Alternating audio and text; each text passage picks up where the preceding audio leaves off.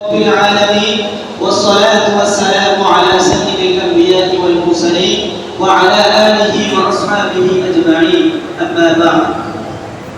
فرعون بنے جو پھرتے ہیں کہتے ہیں ستم کمزوروں پر فرعون بنے جو پھرتے ہیں کہتے ہیں ستم کمزوروں پر ان سرکش عابد لوگوں کو خطوں میں دکھا کر دیں گے۔ معزز حاضرین اور میرے سامنے بیٹھے ہوئے استاد محترم اور میرے مشرق ساتھی،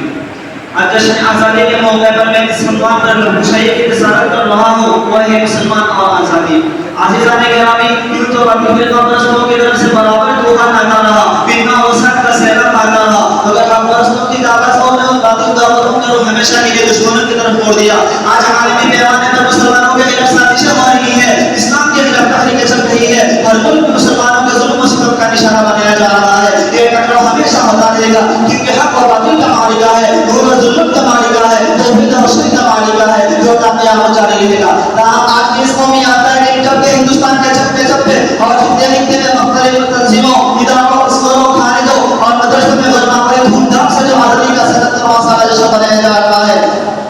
غلام ہندوستان کی داستان اور آزادی ہندوستان کی داستان اور کہانی سنائی جا رہی ہے، مجاہدین عزیزوں کو آزادی کو خراج عقیدت پیش کیا جا رہا ہے۔ محترم سامعین کرام، اس وقت میں بھی ہمیں جب ایک طرف اسلام کی قربانی ایک آتی ہے تو ہم دعائیں مغفرت کے لیے خود بہت اٹھ جاتے ہیں، اور دوسری طرف اسلامی مسلمانوں پر جو ظلم و ستم کی رجحان جو اب چل رہی ہے، جب اس کا تصویریں سامنے آتا ہے تو ان کے آنسو نکل پڑتے ہیں اور ان سے کیسی آنکھ نکلتی ہے کہ اگر ہمارے آسمان اگر ان کا تصور بھی ہوتا، خدا کی قسم اس ملک کو آزاد کرنے کے لیے آپ لوگوں کے خلاف اتنے قربانی لا رہے تھے، اور انہیں یہ معلوم ہوتا کہ ہندوستانی مسلمانوں پر ایک ایسا دن بھی آئے گا کہ مسلمان آزادی کے جان دوسرے کی غلامی کو پسند کریں گے تو وہ کبھی شمشیر وطن لے کر میدان جہاد میں نہ نکلتے۔ محترم دوستوں، پھر مسلمانوں نے آزادی تحریک میں اپنے روح سے مادر وطن کی پیاس بجھائی اور پھانسی کے مقتول پر آزادی کا نعرہ بلند کیا۔ پھر مسلمانوں نے ہندوستان میں اتحاد و اتفاق کا جھنڈا لگایا اور ہندو مسلم یاترا کا چراغ روشن کیا۔ آج انہیں افکار کہا جا رہا ہے، دیش کا دشمن بنایا جا رہا ہے۔ محترم سامعین کرام، انہیں کیا معلوم کہ جس ہندوستان کی آزادی کے لیے بالاکوٹ کی پہاڑی پر سید احمد شاہی اور شاہ اسماعیل شہید نے اپنی جان دی ہے، انہیں کیا معلوم کہ جس ہندوستان کی آزادی کے لیے علماء دیوبند شاملی کے میدان میں توپوں کا نشانہ بنے ہیں، انہیں کیا معلوم جس ہندوستان کی آزادی کے لیے شیخ الہند اور شیخ الاسلام کالا بن گئے ہیں، انہیں کیا معلوم جس ہندوستان کی آزادی کے لیے 51,000 علماء کو جلا دیا گیا، انہیں کیا معلوم جس ہندوستان کی آزادی کے لیے چاندنی چوک سے لے کر خیبر تک کے درختوں پر علماء کرام کی گردنوں پر بٹھایا گیا، لیکن آج اس کے باوجود ہندوستان کے اندر مسلمانوں پر ظلم و ستم کے پہاڑ توڑے جا رہے ہیں، انہیں ان کے حقوق سے محروم کیا جا رہا ہے۔ عزیزان گرامی، اب بھی جس کا خون نہیں کھولا وہ خون نہیں پانی ہے، اب بھی جس کا خون نہیں کھولا وہ خون نہیں پانی ہے، جو دیش کے کام نہ آئے وہ جوانی بیکار ہے۔ عزیزان گرامی، حد یہ ہو چکی ہے کہ ایک مبرس صاحب تمہارے دل کو ختم کرنے کی باتیں کر رہے ہیں، تمہیں پاکستان کو بیچنے کی باتیں کر رہے ہیں، حالانکہ اسے صاف صاف میں یہ کہہ دینا چاہتا ہوں کہ ہندوستان کے مسلمانوں کے چپے پر پیشانی کے اشارات ہے، جہاں کے چپے چپے پر ہمارے مردوں کے چاند ہے۔ آج اس ملک کی آزادی 77 سال ہو گئے، 77 سالہ دور آزادی میں افغان میں حکومت نے مسلمانوں کے کس طرح